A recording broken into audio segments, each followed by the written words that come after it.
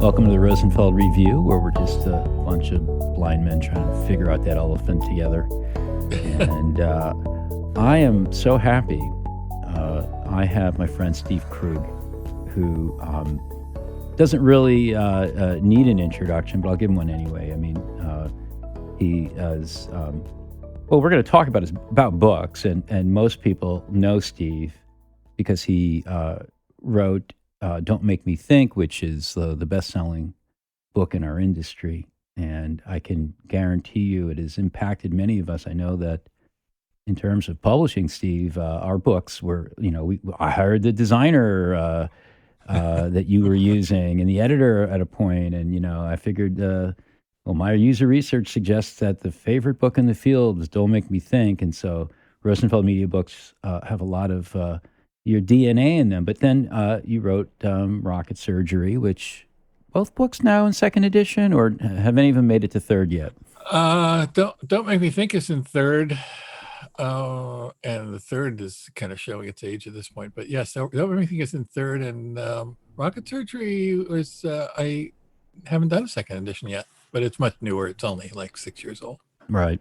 Well, let's talk about books and how, they're, I mean, I know you are always thinking about what to write about next, and I hope you'll share some of your ideas today. And I know as someone who has myself said, I'll never do that again. I've done it again and again, and I don't know. I think I'm done because it's better to make other people write books than to do it yourself. Oh yeah. But it's this weird kind of weight.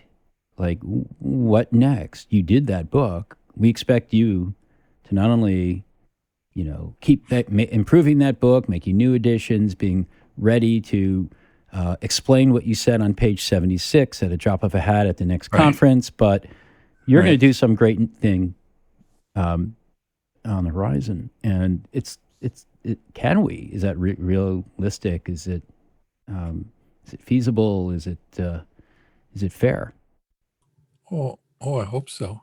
I have some things I'd like to do, which at this point even include. I never thought I would say this, but I kind of like the idea of doing new editions of both of the old books, because I resisted it diligently every time, but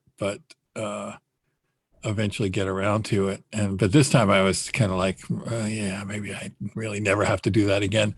But then sort of surreptitiously things crept into the back of my head where I sort of realized what I could do, and that it was probably worth doing some of those things.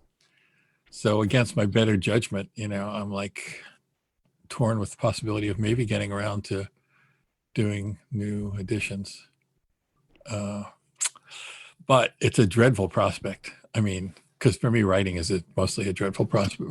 A lot of writing is a dreadful prospect. Yeah, that's the thing. Like I've been in this mode the last month or two of slipping in time to write up writing advice.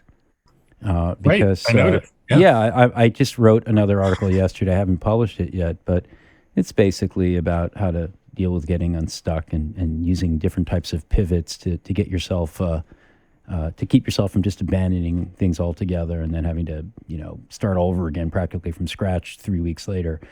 So, but I'm writing this piece, and I'm starting it off by saying, well, you've heard that writing a book is horrible and terrible and lonely and depressing, and your marriage will fall apart and all these things. Well, whatever you've heard, it's worse. And I here I'm writing this, and I'm thinking, why would anyone really want to do this? And yet here I think you're on the verge, right? I'm more than on the verge. I mean, we've talked about this a little bit in the background, because it's kind of like back in college when I was into filmmaking and animation.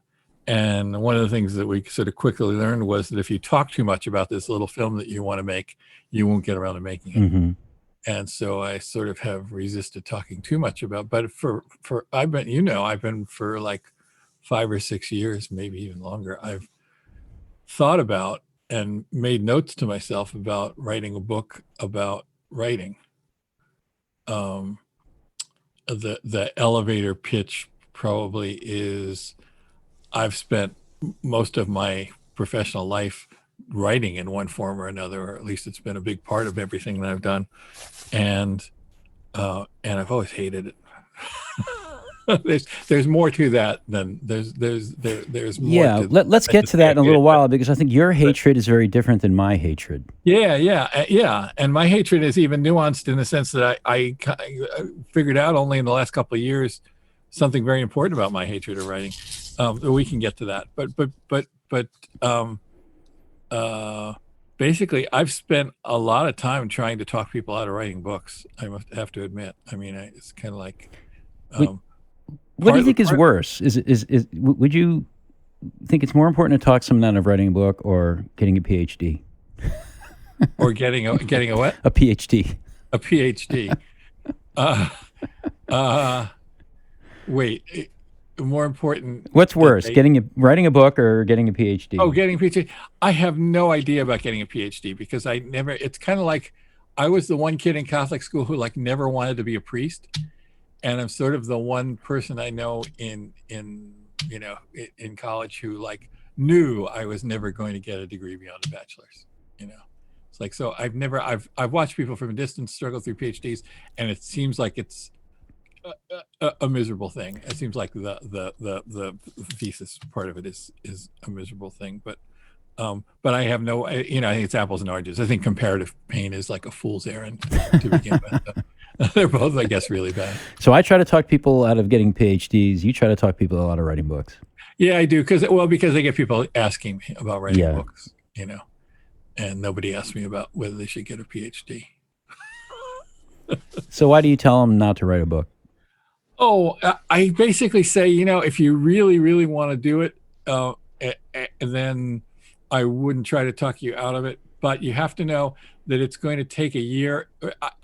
Unless you're a very different kind of person, it's going to take an actual calendar year out of your life, and it's not going to be a pleasant year. Mm-hmm. So you have to know that going in, and don't trick yourself and think, well, I can get it done in less than that. So you kind of have to be aware of that, and you have to be, and then the question is, do you enjoy writing at all? And if you don't, then it's going to be a really miserable year. And the worst thing is that you may enjoy writing, but you've never written a book, and you don't realize it. They're not the same thing. Right. Yeah, absolutely. Well, that's the year business. I say, you really haven't written anything that actually just writing the thing took a year out of your life. And I kind of, sometimes if I feel like they're, really should be talked out of it from the hints they're giving, I'll equate it with the machine in The Princess Bride, the torture machine that like sucks years out of your life, for every 10 seconds. So is that the opening scene in chapter 1 of the book on writing, which is, you better know what you're getting yourself into? Well, no, because it isn't, because I don't know if I've shared this publicly. I've shared it with friends, but the title of the book is Writing Made Slightly Easier. And it's one of those things where it's writing made easier with the word slightly written in as a copy editor's edition. And it's because I feel like what I'd like to do it for is I feel like so many people have to write, they're stuck writing. It's written for people who are stuck writing, whether they like it or not, whether they're in high school or college or professionally they have to write, or they have to write thank you notes to relatives or whatever, but you are in a position where you have to write, and you're not necessarily that happy about it because you find that it's not that easy. And so I have spent 50 years or whatever finding writing really hard, and at the same time being lazy.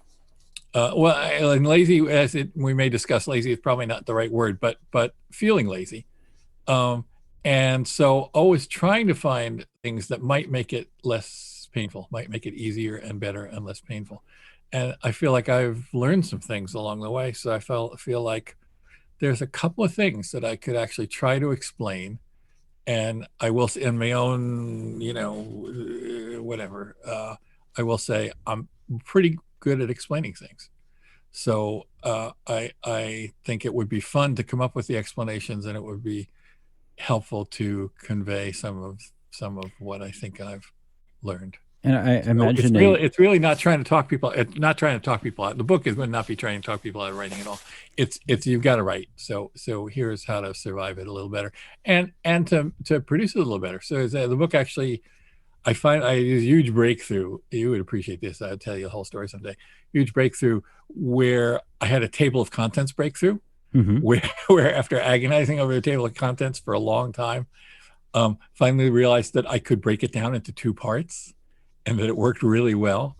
And it was like gold. It was like I was wandered into a uranium mine with a lead suit on it, and there were just diamonds lying around. So the two parts are basically making it easier on your reader, and making it easier on yourself. So part of good writing is making it easy on your reader.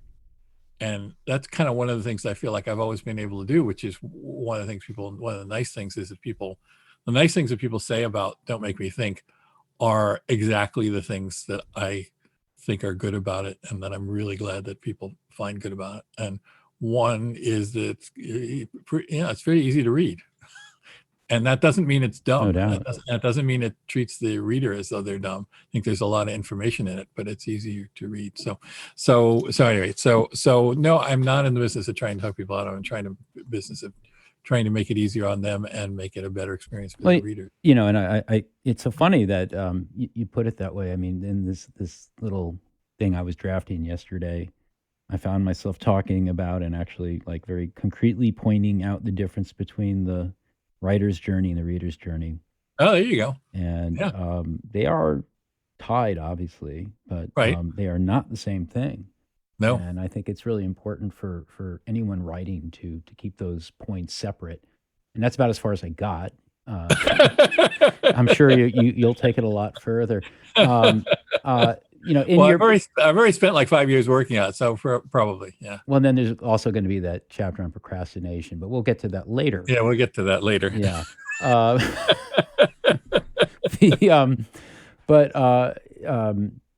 You have a lot of help you're going to offer to the reader in terms of helping them take care of themselves while they're writing. How much of your advice does not involve tricking oneself, deluding oneself, hypnotizing oneself, or otherwise fooling oneself?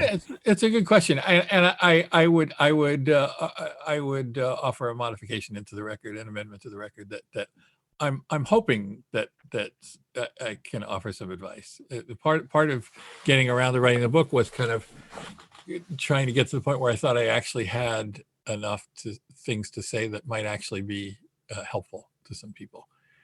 And I have sort of achieved critical mass with that after years, where I feel like I have some of what I have to say. I haven't tested any of it. I haven't tested any of this advice. I haven't done the usability test, and that should happen soon. But I have this strong internal belief that I have some things to say that will be helpful. So, but what was the question that I just strayed from? It was just about how much of the advice involves deluding oneself versus just yeah. That's interesting. I don't feel like any of it involves deluding oneself. In fact, I can understand the temptation for things like that to emerge, but as I think about it, I don't think I go there really. Mm-hmm. Some of it's, I mean, yeah. And I would imagine it's also not very faith-based. Faith-based? Yeah, like you just got to believe in yourself as a writer. Oh, I thought you meant like a higher power. The Disney version of your book. The one reason our American society is where it is now is too many Disney shows in our youths. telling us we just had to believe in ourselves. It's Whoa. the one Huh. reason the world is a shitty place. See, and I think it's Facebook. So we're kind of Well, Mark Zuckerberg believed in himself. different. That's true. That was that was probably where we went wrong. Yeah. Well, that's a good point at which we should take a quick break. Okay. And I'm talking with Steve Krug, and you're listening to the Rosenfeld Review. We'll be right back. I hope you're enjoying the podcast. If you want more, not only do we have a whole bunch of podcasts in our archive, but we have something that's very current, very alive, and very engaging for groups, and that is our communities. Rosenfeld Media runs a variety of communities that meet on a monthly basis for video conferences on a variety of topics near and dear to UX people, ranging from enterprise experience to advancing research to design and research operations. I want to encourage you to join one of our communities. Again, it is free by going to rosenfeldmedia.com/communities. Not only will you get a monthly video conference that you can listen in on and participate in, ask questions and so forth, we'll give you access to the recordings. And for some of those communities, we're talking about dozens of recordings with really interesting presenters and facilitators. You'll also get a newsletter. You'll get access to an advice columnist. Yes, we actually are providing advice columnists for each community. And finally, if you're interested in our conferences, our communities correspond to our conferences. So you will be the first to know when programs go live, when tickets go on sale, and by the way, most of our conferences sell out, and other good things about our conferences, such as when the scholarship applications open up. So go to rosenfeldmedia.com/communities. You're going to find something that's free, something that's interesting, and it's a great opportunity to find your tribe as well. We'll see you there.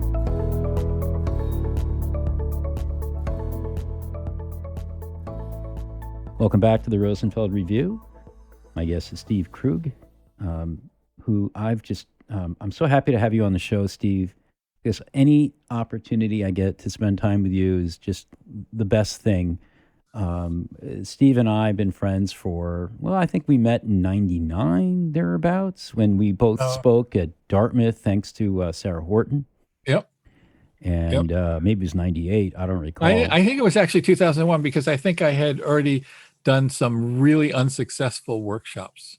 Oh, okay. And that's what we ended up doing because I was on the Nielsen Norman tour and you liberated me. You said, why don't we just do them ourselves? Yeah. Jacob doesn't need 85% of the net. Right. and then we did it really the smart way, more or less. We did everything ourselves and kept all the money. That was like, I know it's the kind of model that a modern day publisher hates, but that's another story. We basically did a tour and we barnstormed, I like to put it that way, up to 6 cities a year where you would do a day and I would do a day or vice versa. Right. And we found the venue. We found the venues, and we collected the money, and then we would have a steak. Did everything, and we would have dinner. We would be on consecutive days. So on the night of the first day, we would have dinner together. It was great. It was almost always a steakhouse. McCormick's and Schmick's. McCormick's and Schmick's. Yeah, if they're even still around. Yep. And I miss those days, and I miss traveling, and I miss hanging out with you. So I know. I enjoy it. We haven't done this for like 5 years, our last podcast, and it's kind of thing where there are times when I feel like, oh, we should do this every week. We should have 20 minutes a week when we just get on and like kick something around. So, well, they have the technology now. I know. But let's talk. Let's talk books, right, though. We got to get back to the book thing, right? Yeah. And so, the writing book.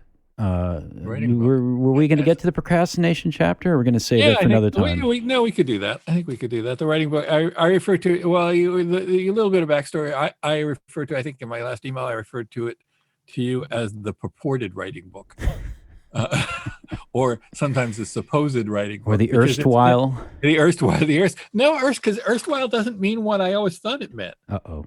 And now I can't remember what it means. But I looked it up like a month ago, and it was like, oh. That's what it means. But yeah, because I would use it in that same context. But now I know it probably doesn't mean what it maybe it should be erst when. as they say in The Princess Bride again, you keep using that word. I do not think it means what you think it means. But anyway, purported in the sense that I've been working. Literally have been sending myself notes via email because it's the easiest way for me to keep notes and know that I'll have them someplace where I can search them, find them, whatever.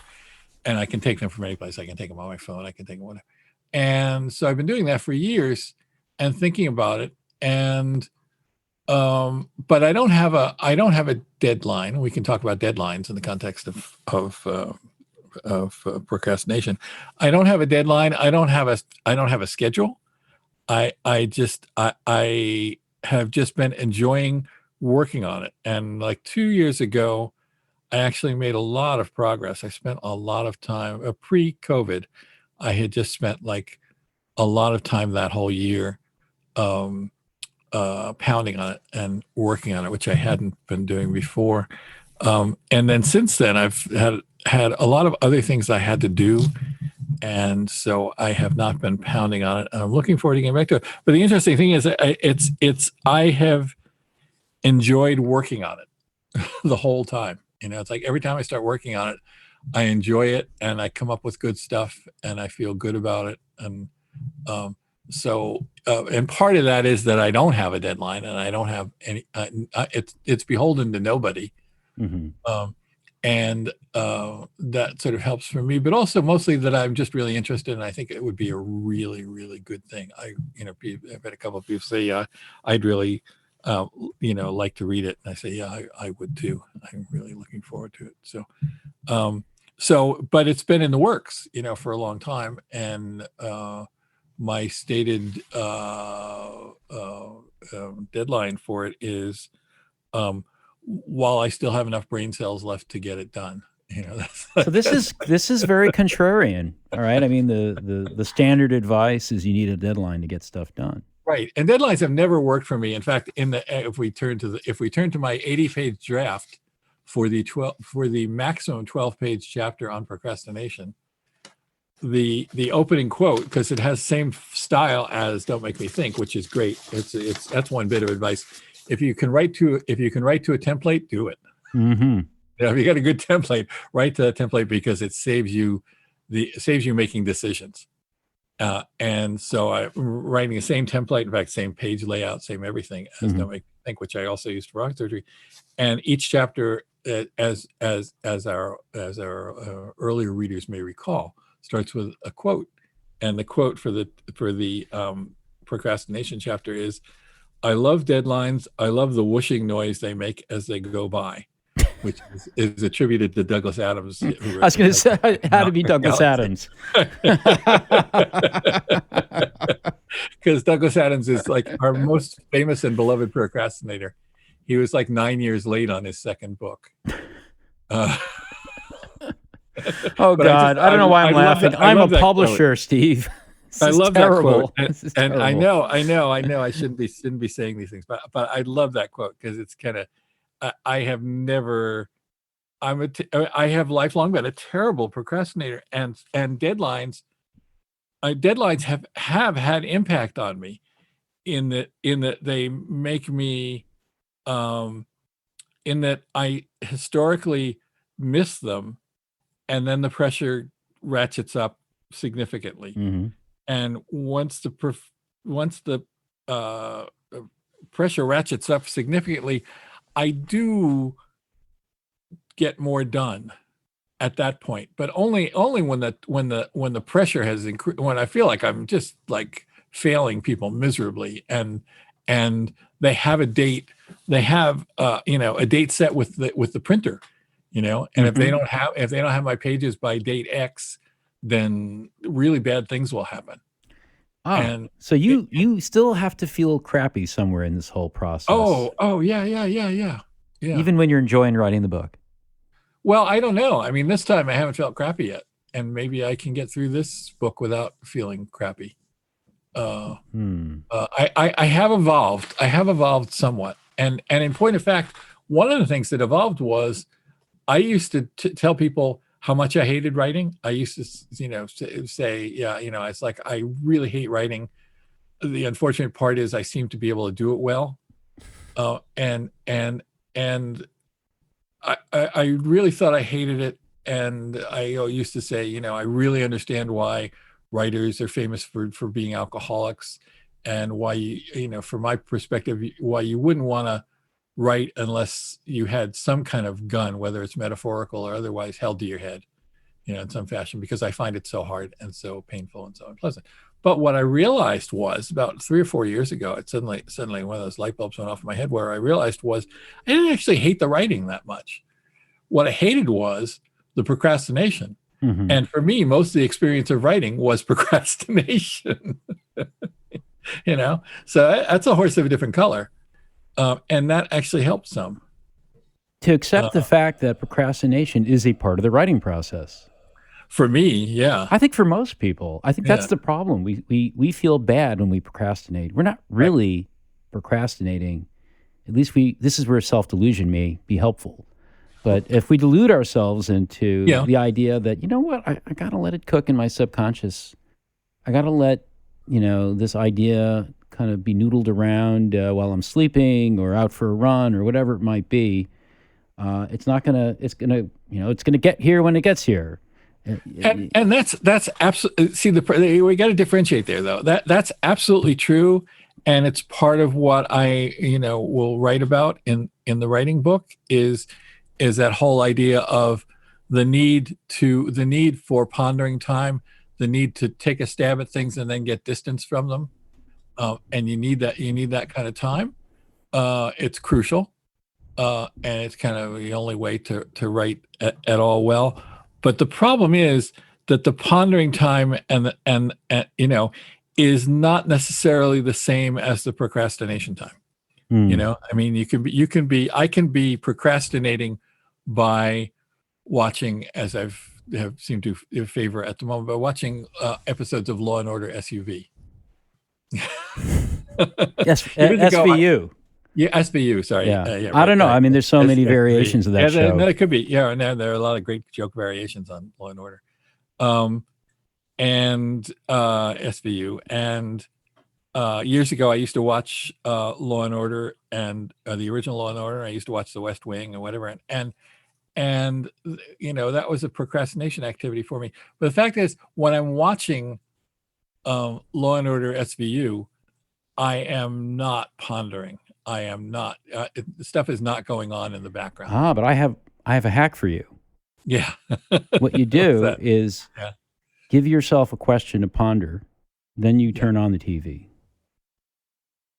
Let your subconscious work on it while you're watching your favorite show. I can see that. Yeah. I can see that. Yeah.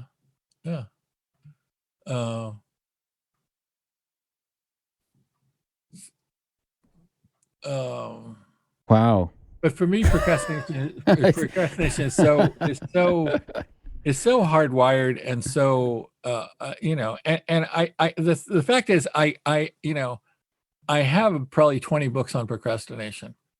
For years I had like 3 or 4, and then when I decided I was actually going to write, at first I wasn't going to write anything about procrastination for this book, because in fact, I start the chapter on procrastination by explaining why I originally didn't intend to write anything. And part of it is because I'm so bad at it. I have the old joke where if you look in the dictionary under procrastination, you find a picture of me. It's like I just lifelong, I'm just really bad at it. So I'm like the last person in the world who should be giving any kind of tips or advice on it. But the fact is, I have learned some things over the years, and since I started trying to write this chapter, I've learned a lot more. I've understood a lot more. And one of the main things I understood was you're not going to fix it. If procrastination is a problem for you, one of the first things you have to understand is you are not going to fix it. Odds are you are probably always going to procrastinate, and it is to some extent always going to be a problem for you. And you have to get past that notion, because that it's a destructive notion. But you can improve it dramatically. You can make it much less problematic for you. And I have abstracted from reading 20 books, or at least reading the first few chapters of 20 books about procrastination. I have extracted what I think are the most useful things to understand about it and things you can try. And I think it will be good. In fact, I've toyed with the idea of actually just going ahead and doing a 40-page booklet on the procrastination chapter and publishing that first, because I think it actually would be pretty good and useful.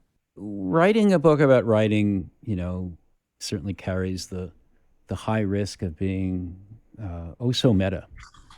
Yeah. And that's different, I imagine, than working on Don't Make Me Think or Rocket Surgery Made Easy.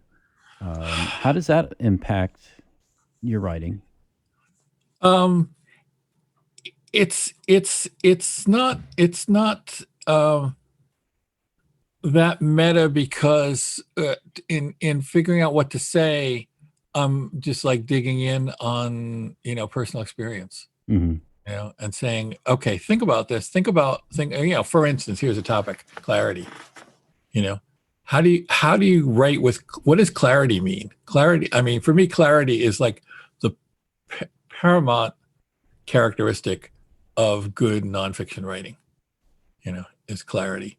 But what does clarity mean, and how do you achieve it? How do you get more clarity? And so thinking about things like that, it's both, I feel like I know a few things about it, but also it's one of those things where there are all these topics where I felt like, oh, I'm gonna have to spend a week thinking about that, and it would be a really interesting and fun week to spend.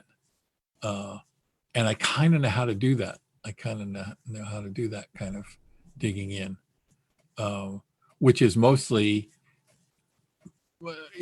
being loose about it. As you said, you've got to have some pondering time. You got to raise some questions for yourself and then think about them in the background and in the shower.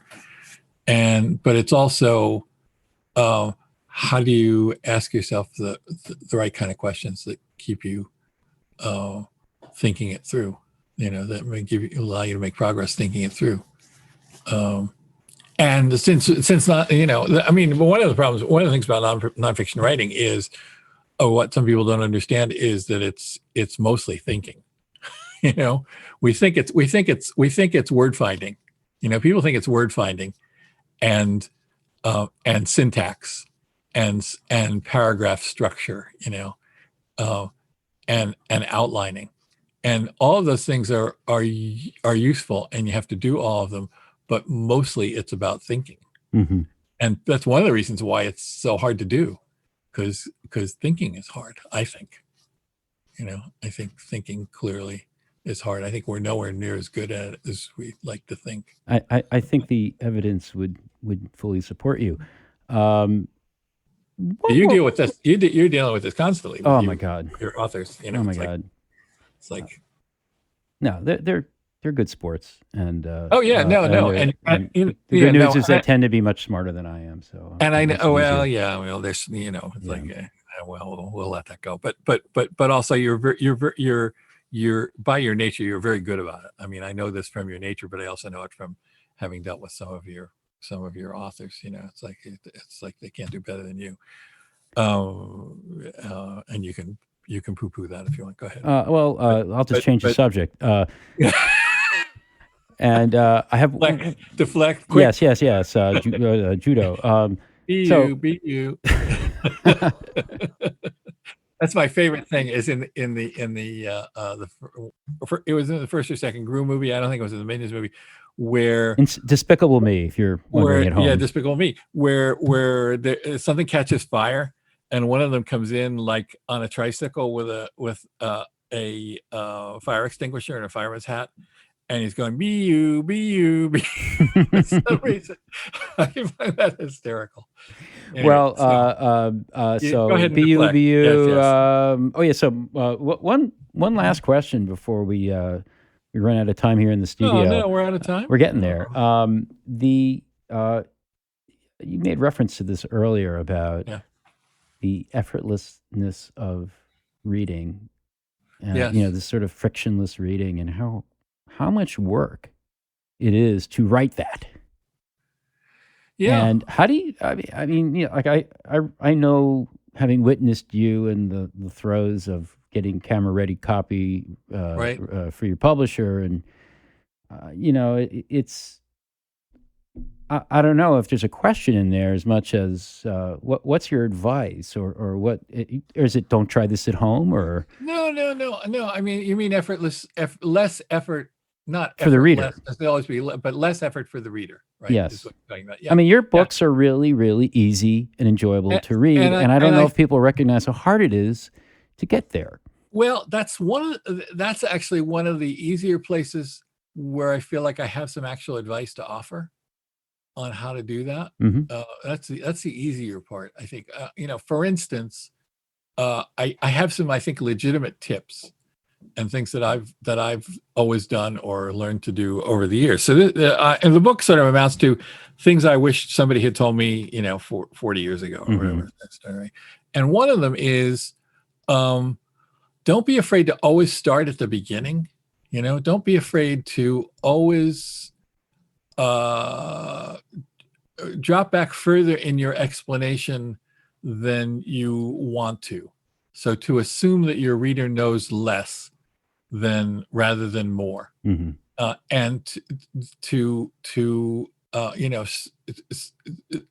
that basically, so that people are not lost, and nobody's lost in the beginning. Nobody's lost at the beginning of this section or this chapter or whatever. And that it doesn't mean, to realize that doesn't mean oversimplifying, and certainly doesn't mean talking down to people. Right. It's part of clarity. It's like, and one of the things I think I said in Don't Make Me Think was, people are never offended by a clear, simple explanation of something they already know. It's like, you're not going to offend the people who already know this stuff if you are clear about it and you keep it as brief as possible. They're actually going to appreciate reading a good explanation of it. And the people who aren't up to speed, which is going to be far more people than you think, over the whole breadth of topics that you're going to cover, everybody's going to be behind the curve on some of those things and not know what you're talking about. And that's one of the things that makes it easier for people to read. Well, and for the people who are familiar with the concept, they're probably grateful to have a clearer, simpler, faster way to communicate it to other people. I love reading a good, clear explanation, of something that I already know. It also gives me confidence in this person who's talking to me, Well, Steve, that they know no pressure, no rush. Yes. But I do hope you get it done soon, and I do hope too. you wring out every moment of writing pleasure you can out of the process. Thank you. It's Thank you. not too long, but long enough. Yeah, no, I really do want to get it done. I think it would be a very good thing, and I think I can manage to enjoy doing it. So, well, before we wrap, this is the moment in the Rosenfeld Review where you asked me what my favorite. You asked me what my favorite curse word is. Your curse. Well, actually, it's funny because I know whom you're going to tag as someone who deserves even more attention. She already gets plenty, but oh man, if you want your favorite curse word, I can't think of a better person to help you out. I know. She also has this thing that's part of her public persona about how much she drinks, which is probably like none in reality. A lot of her talk is about booze, and I hope I'm not telling tales out of school, but I think it's mostly a sham. I mean, I think so. I think there have been periods in her life when that was true, but I do not think that's her current existence. But she still loves to talk about it. And I mean, I've been to dinner with her, and I don't really remember her drinking more than me. In fact, I'm pretty certain. Yeah, it would surprise me. Yeah. Yeah, and I'm not a big drinker. Right. But maybe in the spirit of this podcast and the theme of procrastination, we should leave her name to another day. No, that would be just too mean. That would be just too mean. That is not nice to the reader or a listener in this case. All right. So out with it. So it's Laura Klein, who I think is probably at Laura Klein, who is one of the small number of people who I follow on Twitter, mostly because it takes me so long to figure out what people's tweets mean. I just I'm old. It takes me forever to figure out what these tweets mean. And so I follow Laura because she does what I do. She's like, I really am simpatico with almost everything she says about UX, and she's still working, consulting and teaching at it and whatnot. And her books are really good. And but I follow her on Twitter because she's wicked funny. She's funny, and she retweets funny stuff like consistently. Laura keeps me in stitches. In fact, one of them I wrote it down because I mentioned it to you the other day, was apropos procrastination. One of my favorites was something like, look, yesterday Laura left me a list of things to do today. Isn't that adorable?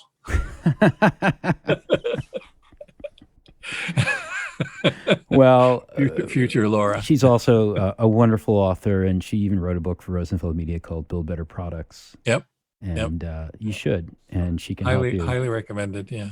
Well, Steve, thanks. I'm glad you asked. No, this is so much fun, folks. If you want to get to know more about Steve, you can certainly buy his books. Don't Make Me Think, and Rocket Surgery Made Easy. You could learn more about him at sensible.com. He just redesigned it in the last year or so. Redesigned it for the first time in 20 years. Yeah, it's sharp. It's sharp, man. And Steve's great to talk with you. Let's do it again soon. Always. All right, great. Cheers. Thanks. Take care. Thanks for listening to the Rosenfeld Review, brought to you by Rosenfeld Media. If you like our show, please subscribe and review it on iTunes, Stitcher, or your favorite podcast platform. I'd love it if you tell a friend to have a listen, and check out our website for over 100 podcasts with other interesting people. You'll find them all at rosenfeldreview.com.